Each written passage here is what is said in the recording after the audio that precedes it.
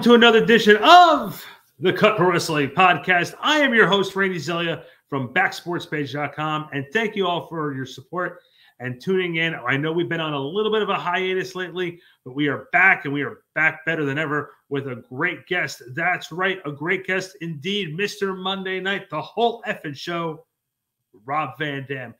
This is obviously not the first big guest we've had. We've had some great guests like the $1 Million Man, Ted DiBiase, Charlie Haas, the Good Brothers, Diamond Dallas Page, just to name a few. We've had them all here on the Cut Pro Wrestling Podcast. Check out our link tree to links for our social media and all of our podcast platforms, iHeartRadio, Spotify, Apple Music. They're all on there. But again, this week's a big episode. Rob Van Dam, the whole effing show, is here. And listen, he's going to be telling stories to us about his time in ECW, WCW, WWE, TNA, his new YouTube channel that discusses his new business ventures. It's all here in this interview. So check it out right now. We also have a very big announcement for after the interview. Stay tuned for that here on the Cut Pro Wrestling Podcast. We are going to be back. I'll give down the whole schedule, the whole layout after the interview. So stay tuned for that. But right now, we got Mr. Monday Night, Rob Van Dam. Now we're back here, Cut Pro Wrestling Podcast. I am with WWE Hall of Famer, the one and only, the whole effing show, Mr. Monday Night. I could go down all the nicknames if you really want me to, and then I can pretty much travel around the country and just introduce you that way, since I'll have all the nicknames now. But his real name, Rob Van Dam. He is with us right now. Rob, thanks for giving us a few minutes, brother. Absolutely, dude. Absolutely. So, I sent a little message out to some of the people who, some of our audience members, and they came back with a couple of questions. And some of them were the usual, are you going to go to AEW? Would you go back to Impact? Would you go back to WWE? With all these different things. But one of the questions I saw, and I got to just, it's really intriguing. I love the stories of the journey. Do you remember when you decided you were going to break into professional wrestling, what your mindset was at the time, and just remember your first few times working in the ring and with training? Do you remember that? Oh, of course I do. Of course I do. I was a fan, a very passionate fan, had been for maybe like 2 years or so, not a real long time, but I was passionate, wrapped into it, and somebody told me that I should be a professional wrestler when I grow up. I should lift weights, and she would help get me in. This person that was on the inside that told me that, and so that's the first time I ever thought of it. I don't know what I thought, but I didn't think that was a possible path for me. Just like a lot of my peers, or kids that went to Penfield High School, nobody thinks that's your path. It's not gonna happen. But anyway, yeah. So it was much later, because I was probably 14 or so. So it was much later when I actually was in the ring, probably 16, 17, 18, before I actually got trained by a professional, which was the original Sheik. But I got into the ring first through kickboxing, which opened me up to martial arts in a way that I wasn't necessarily looking for, but it became part of my path, and I appreciate it. But I was wrestling in a kickboxing ring before I was actually trained. Me and my friends would choreograph shit and do like what we saw on TV, and we could do some moves, but I'm sure that I would criticize the hell out of it watching back now. Well, when did you start with kickboxing? I don't think we were driving yet, so probably 15, but 15 or 16, somewhere around there. I mean, I've told this story a lot, but there was a guy in town. He had a ring in his backyard, and so everybody knew. So I went and knocked on his door, me and my friends, and told him, hey, we're going to be wrestlers when we grow up. We wrestle in the living room every Monday night on the cushions. Then we throw them on the floor and move the furniture around. And this guy said, "Could you do that in front of people?" We were like, "Yes, that's our dream." And we had to pay dues back then. He had shows.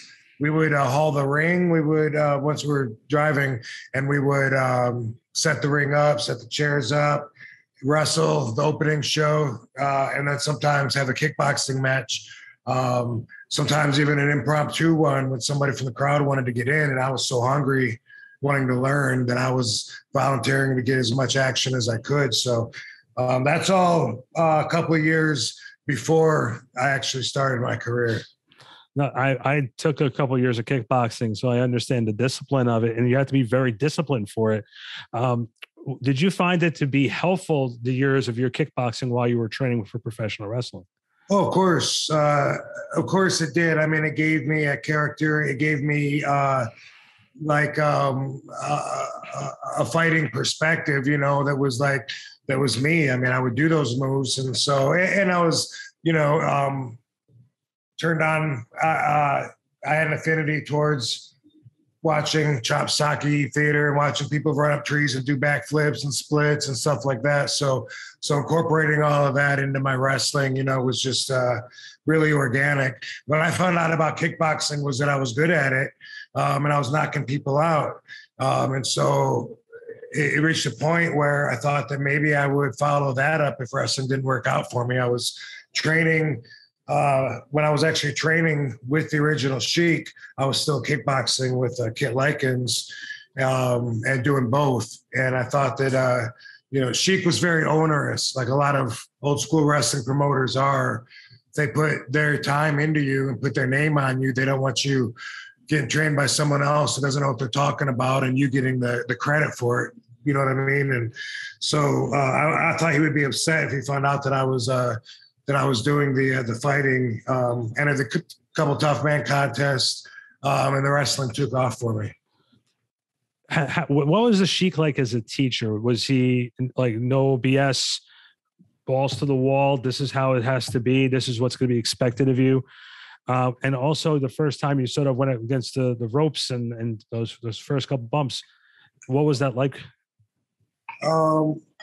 Yeah, you get the big bruises underneath your arm when you start running the ropes. People don't realize that. You go home with a headache every night. But back then, this was 89. I mean, this was still when you would get stretched, beat up, abused, and they would test you to find out if you have what it takes to come back to work out number two, if you deserve to be in the ring.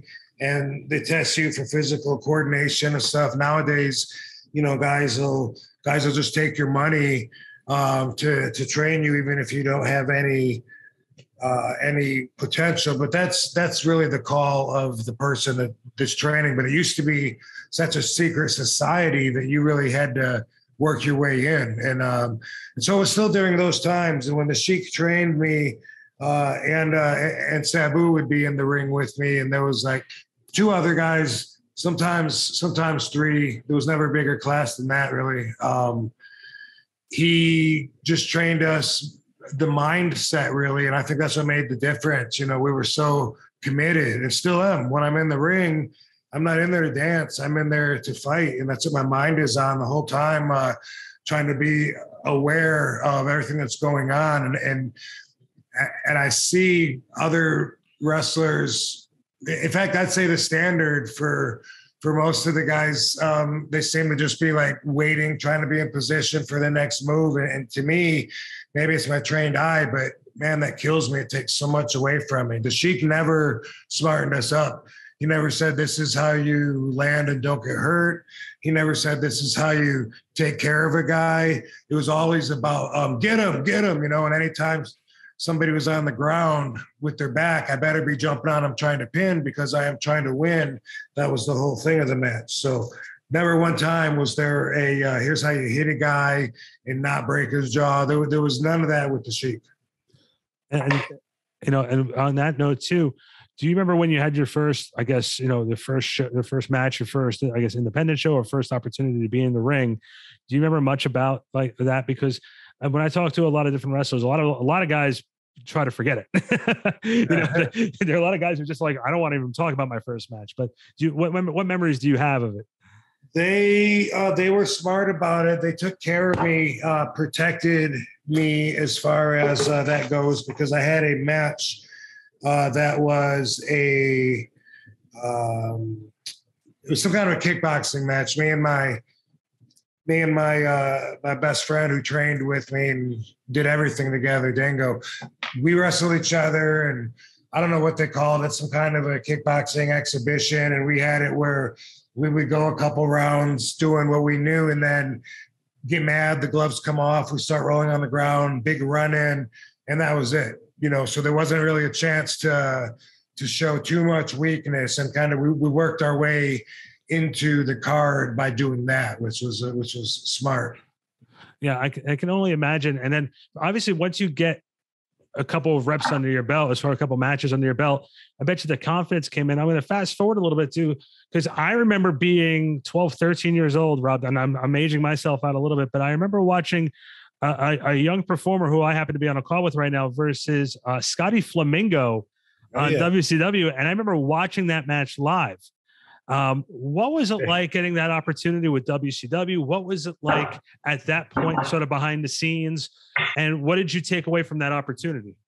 Well, it was a great, exciting time in my career, but I was so young and green. There was not a lot of confidence, but you tend to listen to the people that you want to listen to when you get feedback, the people that tell you that you're going to be a star and this and that. I did have that talk in my ear, but what I remember is like being so green, everybody wanted to put their own take, their own spin on me. And so it was like frustrating getting conflicting information. I remember Rip Rogers there at WCW saying, you do all those kicks and all those moves and everything, that doesn't mean anything. You just save it till the end, just do one kick and then it means something.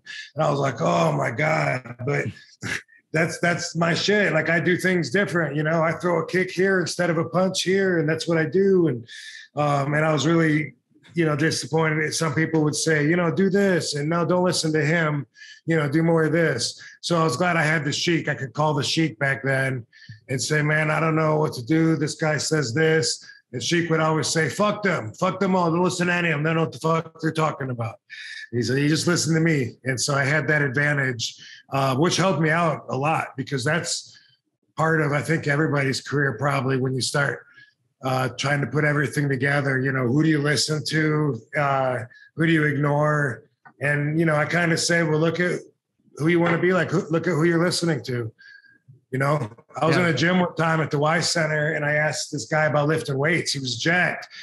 And he was telling me to eat healthy. And I was like, really? Because Tim was saying just eat 3 Whoppers instead of 1, and to put on weight. And it's more about, and he said, well, who do you want to look like, Tim or me? And he walked off offended. I was like, that makes a lot of sense. Well, first off, I'm more impressed that Rip Rogers didn't drop 9 F-bombs with that sentence that you just told me. And second too, like you said, you had the Sheik, and that time, obviously you had no idea that Scotty Flamingo was eventually going to turn into Raven, and you guys were going to share as much time as you guys did in ECW. And obviously with ECW, there's been so many stories. There's been books written about it, and everybody has their perspectives of what did and what didn't happen. What was it like for you in the original ECW? There's always these different perspectives that are spoken about, but you were at one point, from the beginning, it was the heart and soul of the organization. Paul always had nothing but glamoring things to say about you and didn't want to lose you. So how did that make you feel? And at any point, did you feel like maybe you were a little underutilized, or there was more things you wanted to accomplish there? Describe your time in ECW. So I started in January 96, and they were around maybe since 93 or something. So I wasn't one of the actual originals, but I was there for the rise. I saw it going from a couple times a month to 3 or 4 times a week, and crowds going from 200 to 500 to 1,000, 3,000. And during that time, it was really rewarding for me, because I felt like my own efforts were helping to pay off. I could see the immediate gratification of it, which is hard to do in the industry. Like if you're in WWE and you think you're the one selling tickets, then you got a pretty big ego, because people are going to see WWE. and they do get that ego, people that are on top, and they think that they're the ones that sold the whole house, and with ECW, though, I don't think I was underutilized. Paul really helped showcase me in the right way, and when the time came, he did make it known how important my position was there, and that was when I had the offer to leave to go to WCW, which a lot of the other wrestlers were doing. And then Paul said, "Look, is there any way I can talk you into staying?" And then that's when really I kind of became more of the head of the company, and it was so awesome because I felt like everyone had the freedom. We weren't politically saying, "Hey, you guys hold back so that I can be the best match on the card." It wasn't like that, People were chanting RVD from the beginning of the show till the main event, waiting to see me. So there was a lot of pressure that I put on myself even to go out there and perform and make sure everyone got their money's worth. And feeling like I did that was just awesome. It was the most fun I've had in my whole career. And it's funny too, you talk about that, and obviously you hear the excitement in your voice when you do talk about it. Can you talk about, not everyone likes to talk about the ending, but that rise 1996, 97, your first get on pay-per-view, man, like it was the thing. You guys were the talk of the wrestling world. You guys were appearing on Monday Night Raw at that time. It was, the Monday Night Wars at that time, and WWE was using ECW at certain points. What was that like, appearing on Monday Night Raw as an ECW performer? I know there was a famous story right before Barely Legal 97 that a bunch of WCW wrestlers showed up behind the scenes. Can you set the record straight on that story? And also, like I said, the collaboration and the rise of ECW during the 96-97 period. I thought that we really had a superior product prospectively from people that were like-minded, like myself, that didn't like the traditional cheesy wrestling shoved down their throat. The things that we prided ourselves on. Nobody asked us if we were really hitting each other because we bust each other open. It was really stiff. It was adult entertainment.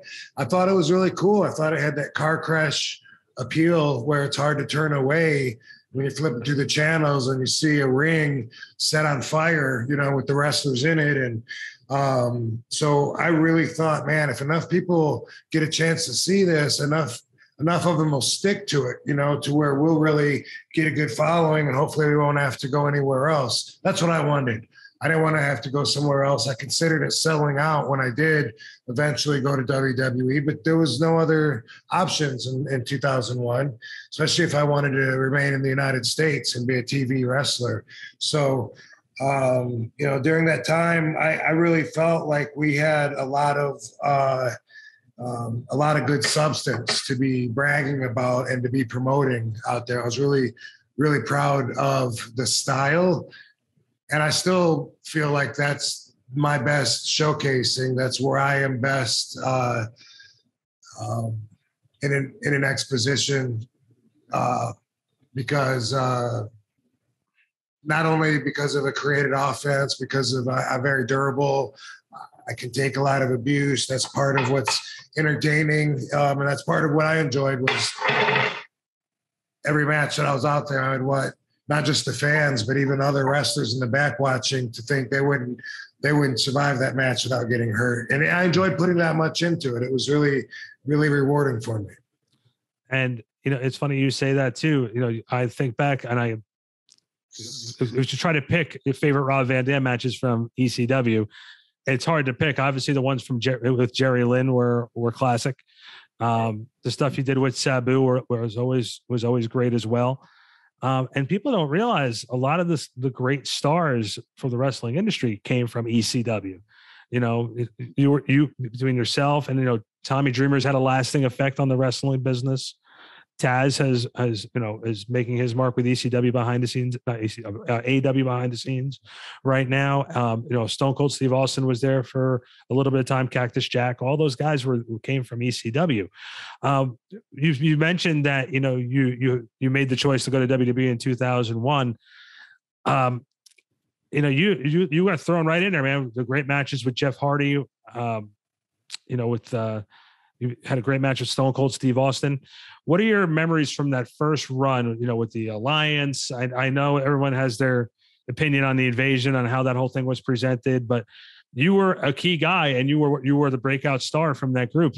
What were your thoughts around that time frame about your run at that point being the breakout star? Because you worked with Undertaker right after also.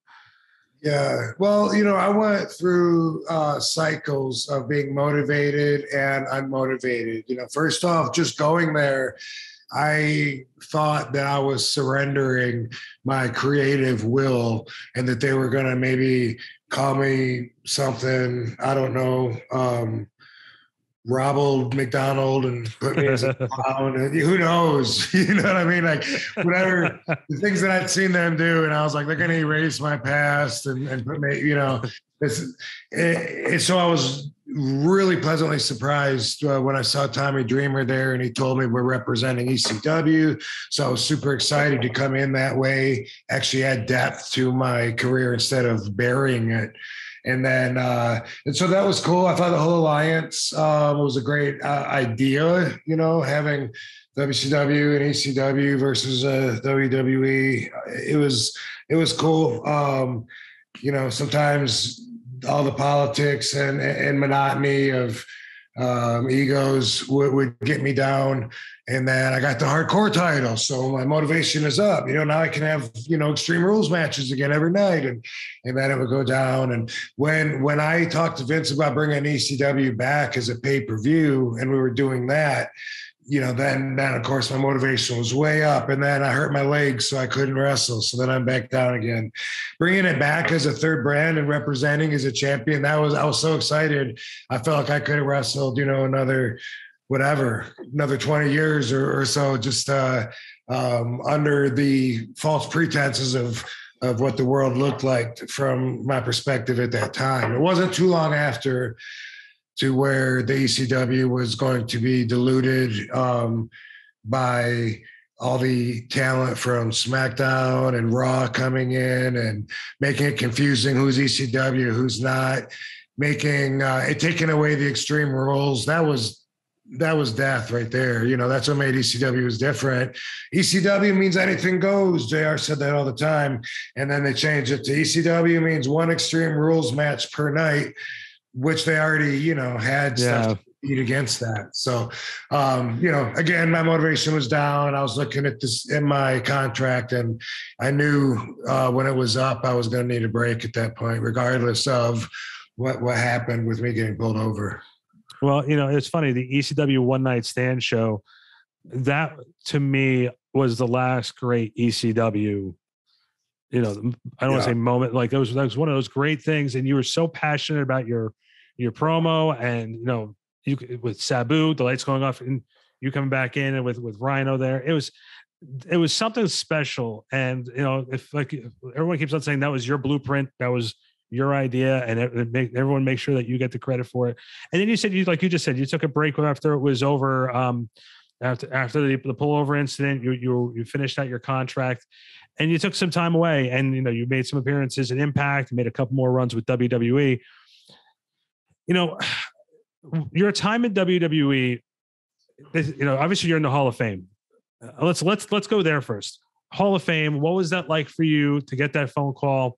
A year and a half ago, 2 years ago, going into the Hall of Fame shows that they really appreciate who you are, what you brought to the table, and being different. And in this business, being different is important.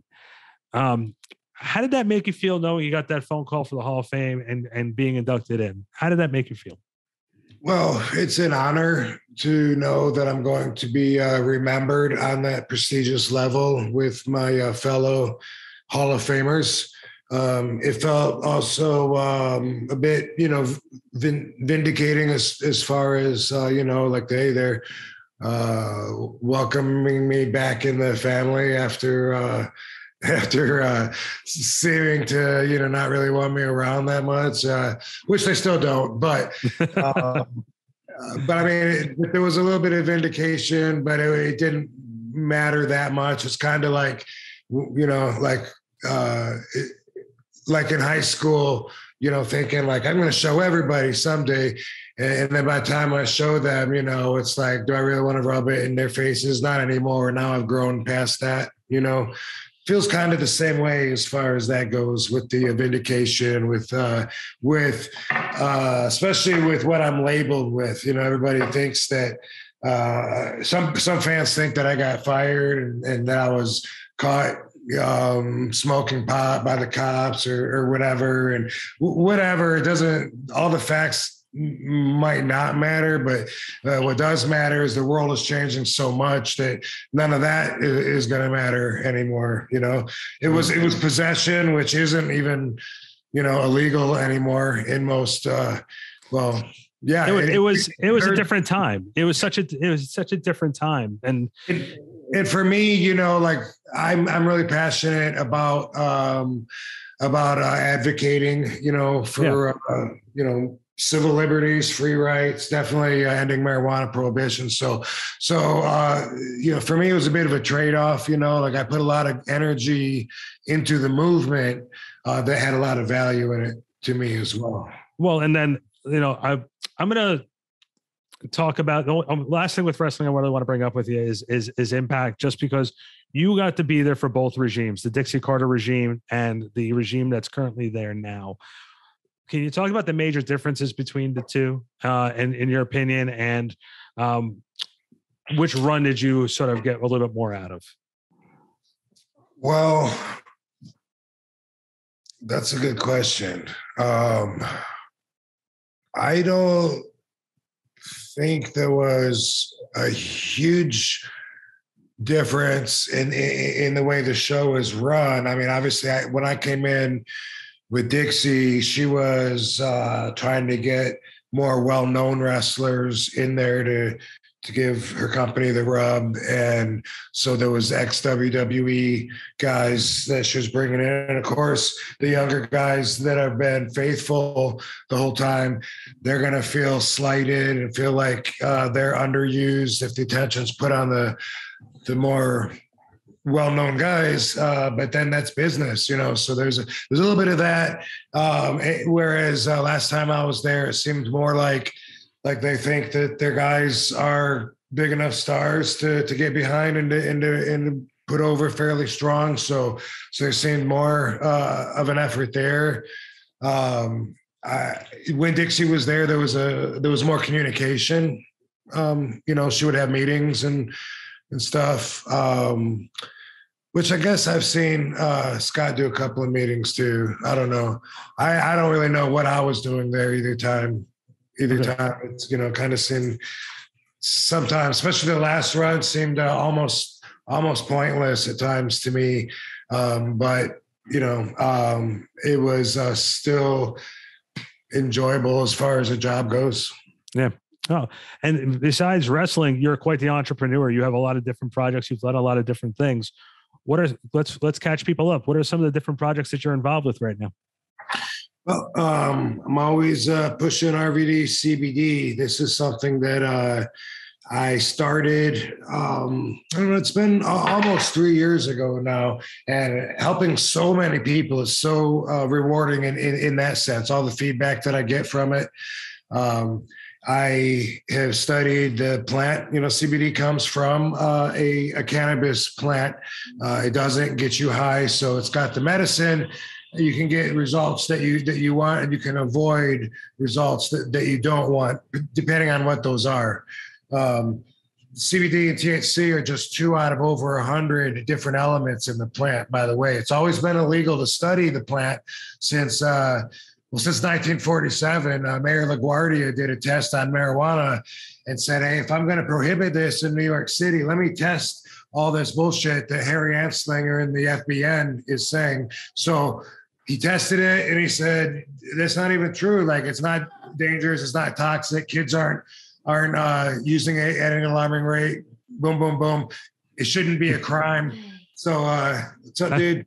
Yeah. You guys know who that is?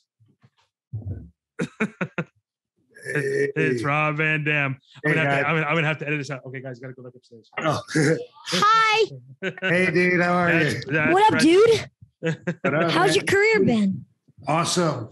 Very good, man.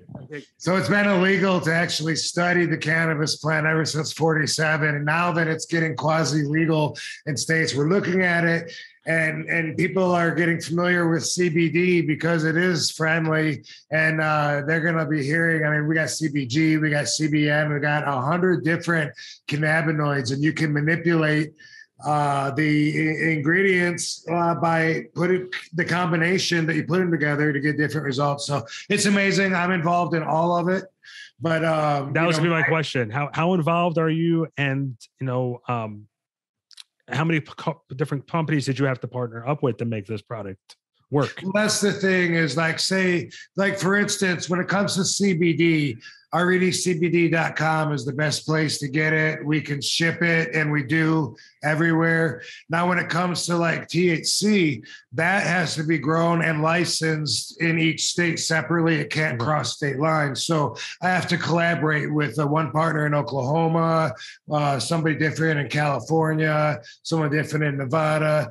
And then when it comes to like Delta 8 and Delta 10, which is something else that you'll see at gas stations and everywhere. That's because where that's legal, it's completely legal. But some states still frown on that, just like kratom, which I want to handle as well, because these are all like natural things that can help people so much, and they need to know more about them. And unfortunately, I've read that up to like 78% of the CBD product that's out there in the gas stations and everything is misleading in the fact that it doesn't have what the label says it has on it.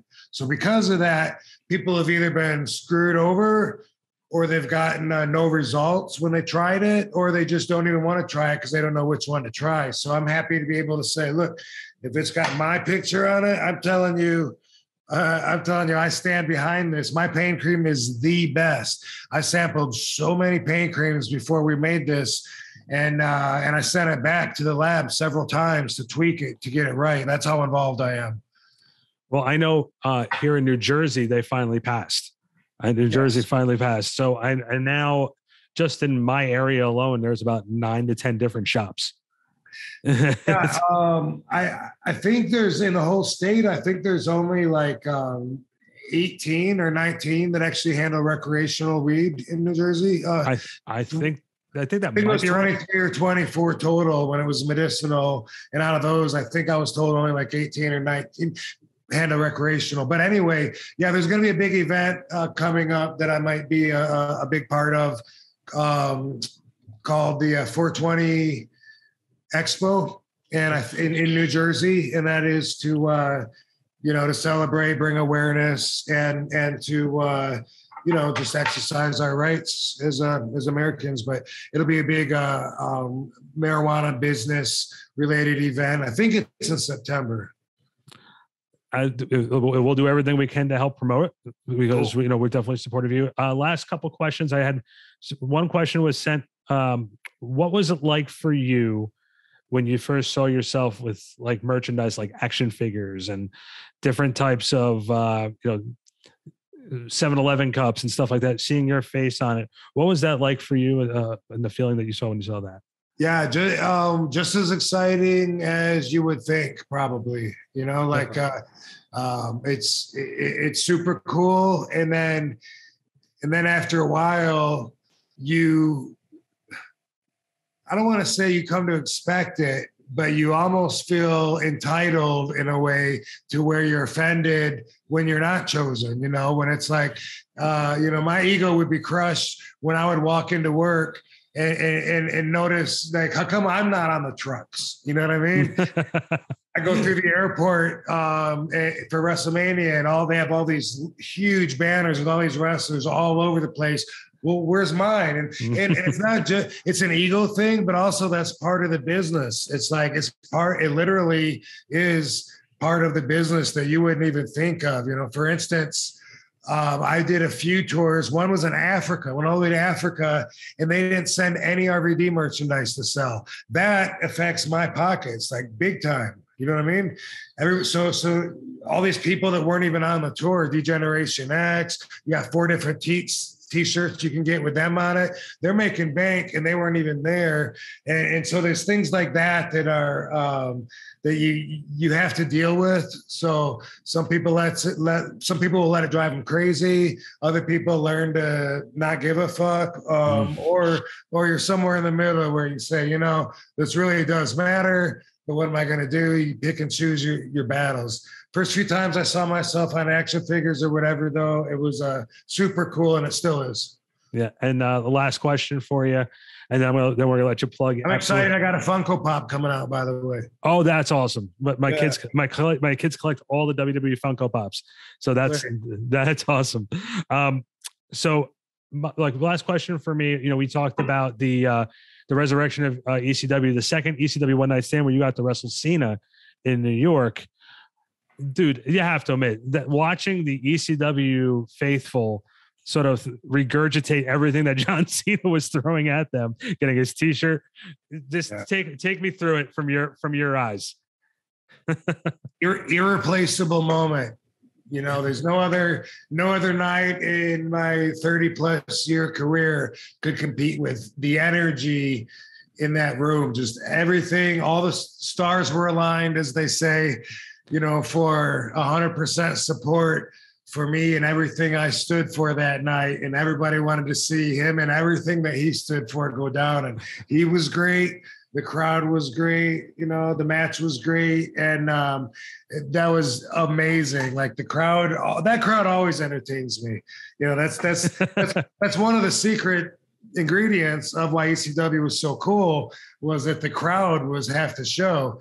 And they definitely lived up to it during that match. Yeah, definitely. Rob, let's do some plugs. I definitely know you definitely want to talk about your YouTube channel. What's going on the Rob Van Dam's YouTube channel right now? Yeah, so that's now the place to keep up the most current with me. I'm doing videos sometimes a few times a week, sometimes a week when I do signings or matches or whatever. I'm having fun editing these videos. I used to do this a long time ago. I call it RVDtv. Still have some of the old episodes on my YouTube there. And I did it for this thing called Tweet Secret, which I still have all the footage, and I'll put that on the YouTube sometime, but I'm waiting for the numbers to grow. Me and Godfather did a signing in Illinois, so got the camera, filming the whole thing, chop it up, make a really cool short little episode. I have a lot of fun with it. And like I said, it's a place to keep the most current. I just had a match June 12th in Japan for Noah.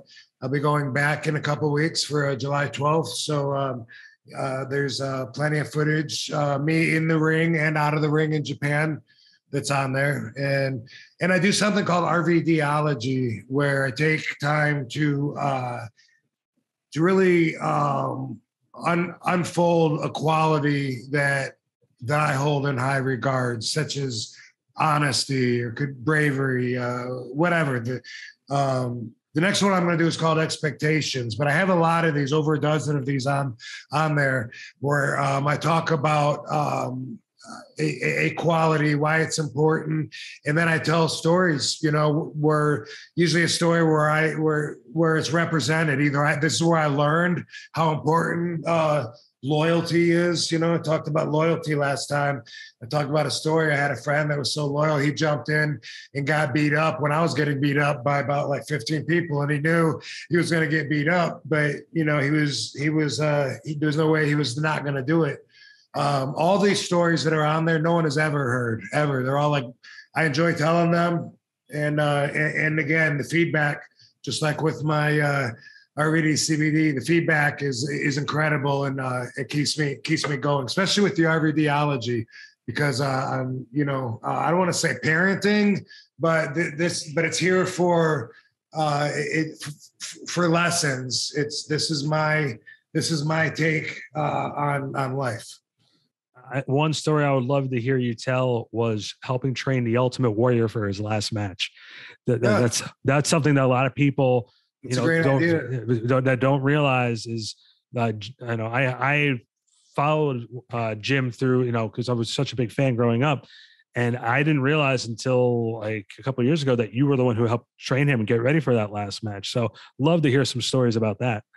Yeah, that's a great idea. Yeah, I talk about other wrestlers, stories on there with me and Road Warrior Hawk, where we almost fought one time, and talk about me and Tiny Lister Jr. Nobody would expect any of these stories. I talk about Scott Hall on there, and sometimes a lot of it's on me as a kid or during my punk years where I was between 19 and mid-20s, where I would walk around sticking my chest out looking for a fight, and I learned a lot during those times, and I hope a lot of people can learn from my experience so that they don't have to go through the same things.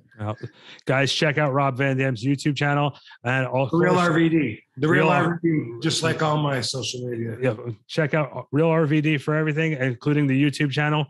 We'll be right back. Rob, hang on one second. Guys, we'll be right back here on the Cut Pro Wrestling Podcast. Okay, that was Rob Van Dam, the whole effing show here on the Cut Pro Wrestling Podcast. Lots to unpack there. Send your feedback to our social media platforms. Let us know what you thought of the interview. It's all right here on the Linktree address, which is right there on the screen. So check us out, of course, on Spotify, Apple Music, iHeartRadio's Podcast Center.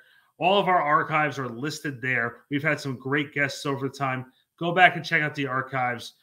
Right now, our little announcement is starting in August. I'll give more information as I get it, but we're going to have some merchandise available for you guys at the ProWrestlingTees.com. Stay tuned for that for more information. We're going to have more in the upcoming weeks. Speaking of in the upcoming weeks, next week's episode, former WWE producer Ryan Katz, who currently is hosting Oh You Didn't Know with Road Dogg Jesse James on Conrad Thompson's podcast network. He's going to be joining us, and we're going to be breaking down how the inner workings of the WWE NXT system works. So stay tuned for that next week. The following week after that, check out two good buddies in Mike Law and AJ Pan.